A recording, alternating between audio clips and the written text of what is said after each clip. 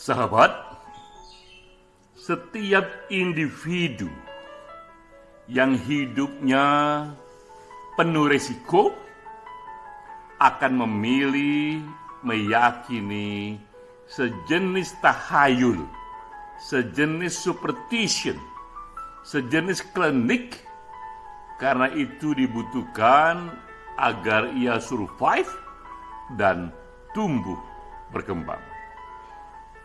Ini pernyataan yang dikatakan, kutipan yang dikatakan oleh Ulysses S. Grant, Presiden Amerika Serikat di abad 19. Kita bayangkan, bahkan dari seorang presiden di negara yang modern, yang salah satu pusat ilmu pengetahuan, tetap ia melihat dirinya sendiri, ia melihat teman-temannya, kalangan elit di sana, ternyata tetap meyakini sejenis tahayul, sejenis superstition. Ini kutipan yang kuat untuk kita masuk dalam webinar Perkumpulan Penulis Indonesia Satu Pena, kali ini yang ke-38. Ini percakapan setiap hari Kamis, dan topiknya sesuai dengan pengantar tadi adalah Indonesia dan dunia klinik. Ini satu persinggungan antara rasionalisasi versus mitologi.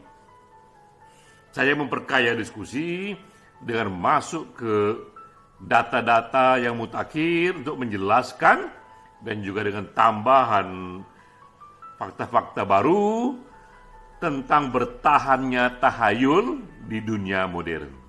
Bertahannya klinik ini padanannya mungkin tahayul, dan juga kalau di bahasa Inggris kan ya superstition.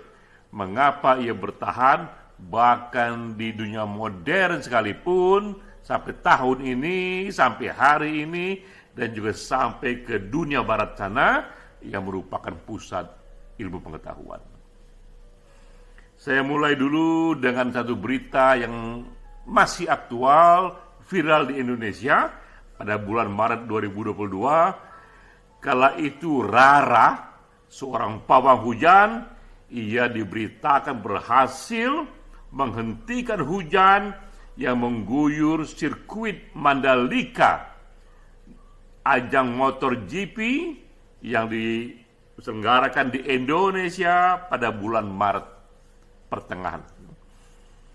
Jadi saat itu memang orang melihat faktanya hujan jarang terjadi, padahal itu sudah era musim hujan, dan praktis kompetisi ajang balap motor tingkat dunia tidak terganggu, dan tiba-tiba orang merasa ada peran Rara di sana, seorang pawang hujan di sana. Dan ini beritanya, bahkan berita yang sudah menjadi sensasional, dikembang-kembangkan seolah-olah bahwa pawang hujan Rara, ia memegang remote kontrol langit.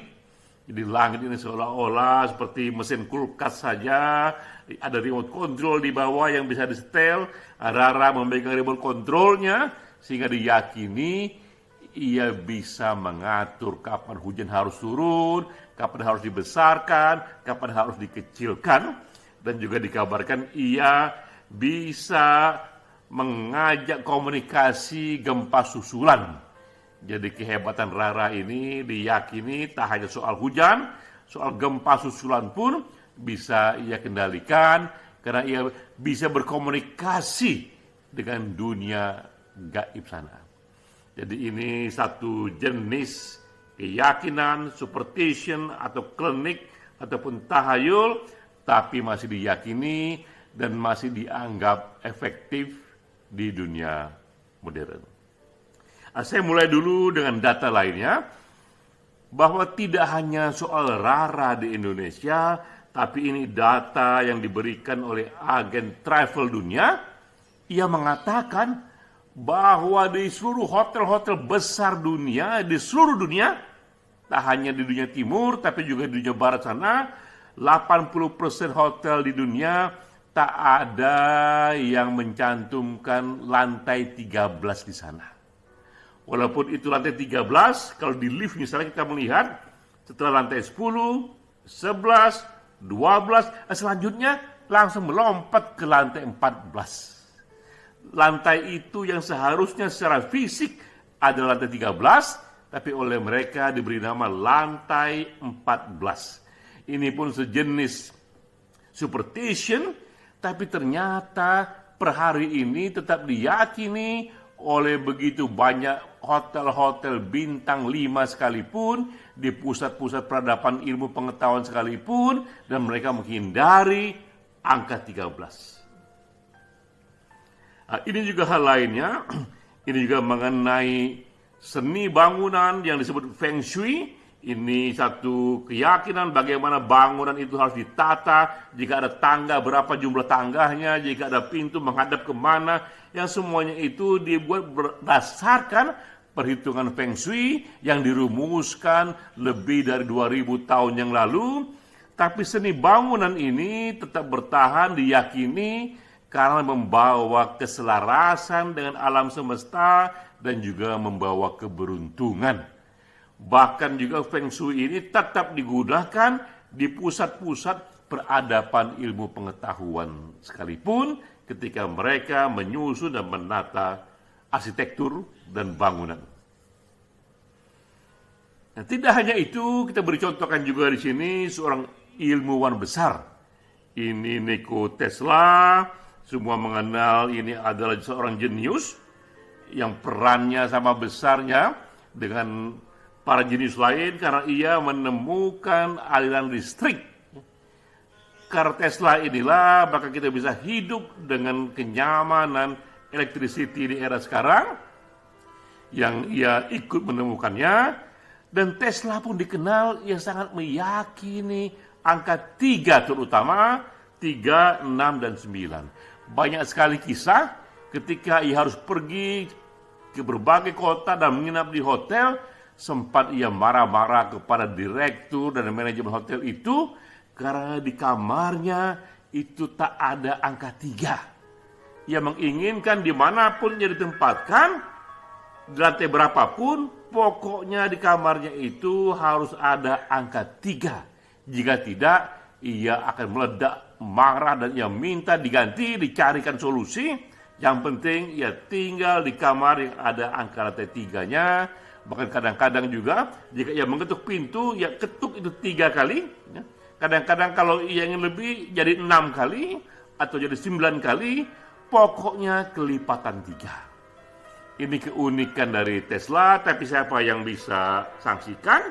Dengan keunikannya ini, ia tetap bisa menciptakan seni ilmu pengetahuan tinggi, seorang aliran listrik, dan ia bisa tetap menambah kontribusi kepada kemajuan ilmu pengetahuan. Nah, sekarang kita melihat sekian puluh tahun setelah Tesla, ini apa yang terjadi di Amerika Serikat ya. Ini hasil dari Pew Research Center 2018 tentang populasi di Amerika Serikat. Dikatakan di sana bahwa bahkan hingga kini sekalipun, di tahun 2018 itu sekalipun, 41% penduduk Amerika yang dikatakan ini penduduk yang sangat pro pada ilmu pengetahuan, sangat saintifik dalam berpikir, tapi tetap saja 41% meyakini adanya intervensi alam gaib ke dalam setiap peristiwa-peristiwa. Karena itu alam gaib itu bisa diajak kompromi, bisa diajak untuk bernegosiasi dengan menggunakan sejenis tahayul, sejenis keyakinan yang itu tetap mereka praktekkan.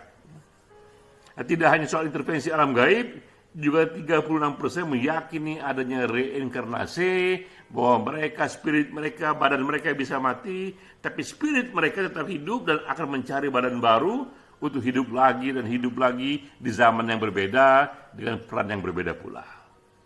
Dan juga 26% penduduk Amerika sekalipun meyakini astrologi, bahwa bagaimana pergerakan bulan dan bintang di sana mempengaruhi hidupnya, dan juga bahkan bulan apa ia dilahirkan akan menentukan bagaimana nasibnya kelak, sehingga hampir setiap bulan bahkan setiap minggu selalu ada prediksi apa yang akan ia alami berdasarkan bulan kelahirannya. Ini pun tetap diyakini walaupun dianggap tidak didukung oleh riset-riset ilmu pengetahuan. Nah, ini data lain tentang populasi Amerika Serikat yang meyakini tahayul, meyakini superstisi. Rata-rata 47% meyakininya, dan jika dipecah ke dalam segmen-segmen yang lebih detail, penganut Kristen rata-rata sebanyak 42% masih meyakininya soal superstition ini. Juga penganut Protestan 37% juga masih ikut meyakininya. Sementara mereka yang ateis 13% masih meyakininya.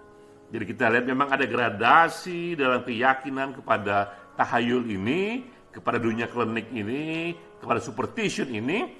Tampaknya makin mereka tak meyakini adanya satu personal God, adanya satu dunia gaib sana, semakin mereka merasa mustahil ada keterlibatan alam gaib dalam hukum-hukum sosial, dalam satu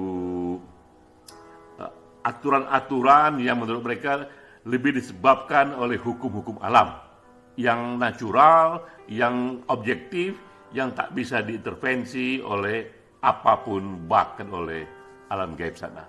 Ternyata masih banyak yang meyakini walaupun angkanya sudah di bawah 50%. Nah, kita mulai dulu sebenarnya apa itu tahayul, apa itu superstition, apa itu dunia klinik yang menjadi topik kita kali ini.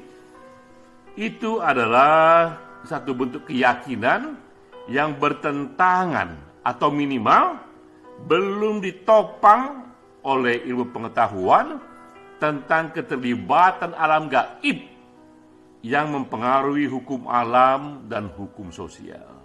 Jadi apapun keyakinan yang bukan berdasarkan satu penemuan ilmiah atau yang bertentangan dengan prinsip-prinsip ilmiah atau minimal belum ditopang oleh satu riset ilmu pengetahuan, keyakinan itu disebut tahayul.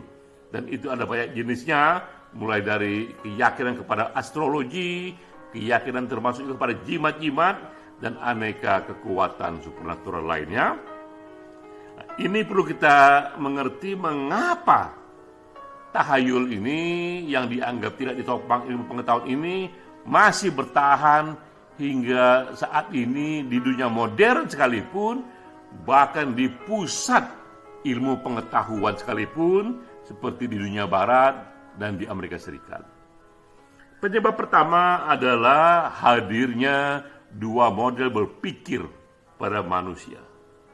Ada individu yang lebih didominasi oleh cara berpikir analitis, ini membuat dia lebih mengarah kepada ilmu pengetahuan. Ada juga individu yang lebih punya karakter berpikir secara intuitif, yang membuatnya lebih terbuka kepada hal-hal di luar ilmu pengetahuan, termasuk kepada dunia tahayul. Kadang-kadang dalam satu pribadi, itu kita pun memiliki keduanya. Kita memiliki satu model berpikir yang analitis, dan juga memiliki satu model berpikir yang intuitif. Karena itu juga pada setiap individu tetap punya potensi baginya untuk tetap meyakini sesuatu yang di luar ilmu pengetahuan. Ini alasan pertama mengapa dunia tahayul tetap bertahan. Alasan kedua adalah dia fungsional. Keyakinan tahayul ini, superstition ini, klinik ini, dia fungsional bagi survival kita. Setidaknya di sini dari studi psikologi dikatakan keyakinan itu bisa menjadi sugesti mengurangi kecemasan. Selama kecemasan selalu ada, terutama untuk mereka yang punya banyak risiko, selama itu pula terbuka baginya untuk mengurangi kecemasannya dengan meyakini sebuah tahayul. Nah, di sini dikatakan bahwa untuk menghadapi situasi berisiko tinggi dan tak pasti, itulah ibu kandung dari munculnya keyakinan kepada tahayul. Ini contohnya di Indonesia dalam situasi perang, seorang sniper yang terlibat dalam konflik bersenjata, ia menyimpan jimat, yaitu foto anak dan istrinya yang ia selempangkan di kepala. Ada ikat kepala yang diselempangkan pada keningnya, tapi di dalamnya ada foto istri dan anaknya, karena ia meyakini ini sejenis jimat atau sejenis luck, keberuntungan, hoki yang bisa membuat ia selamat dalam pertempuran. Dengan meyakini ini, maka ia pun terbantu untuk berkurang cemasnya terlibat dalam pertempuran yang mungkin ia akan hidup atau mati, tak pasti apa yang akan ada di sana, apakah ia akan menembak atau ia akan ditembak, semua serba terbuka. Kecemasan itu relatif bisa dikurangi dengan meyakini sebuah yang disebut sejenis tahayul itu. Ketiga, juga meyakini tahayul ini, klinik ini juga sugesti yang bisa memperkuat performance. Dengan ia meyakini sebuah jimat yang ia kantongi misalnya, ia meyakini hadirnya sebuah momentum energi yang besar sekali yang dikirim dari luar dirinya, yang membantu dirinya sehingga performance-nya, kinerjanya, prestasinya akan lebih puncak lagi.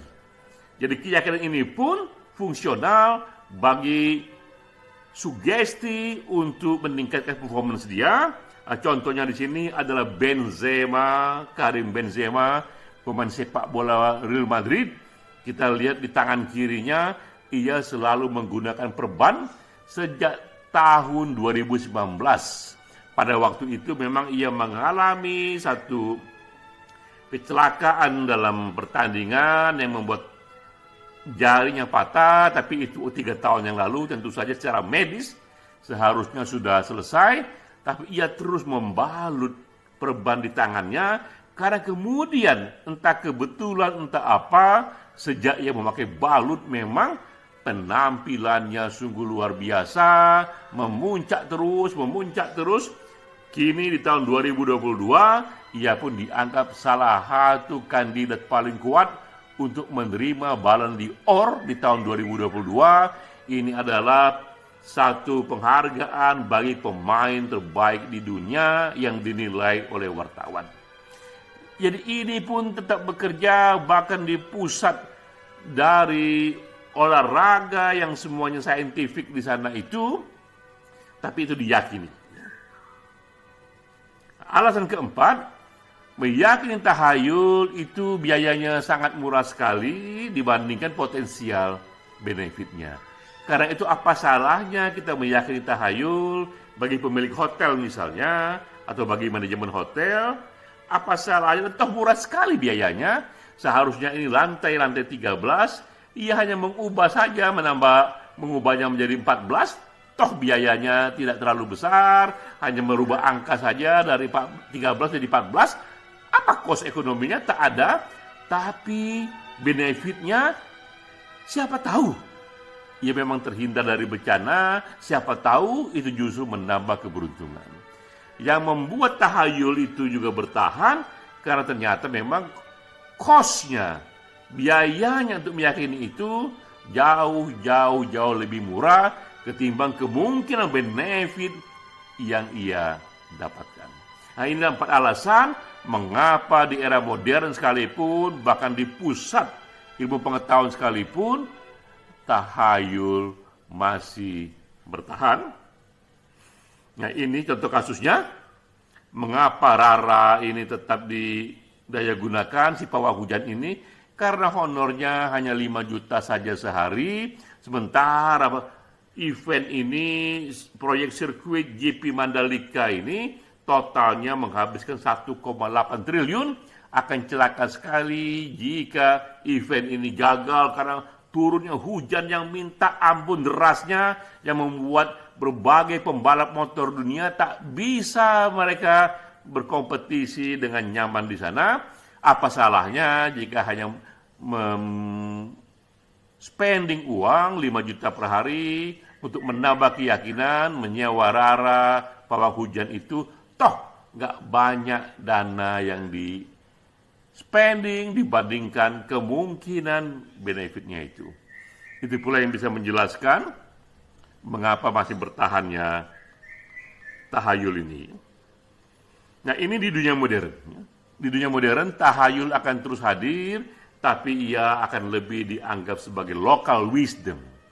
Sebagai kekayaan kultural saja, bukan lagi kebenaran faktual.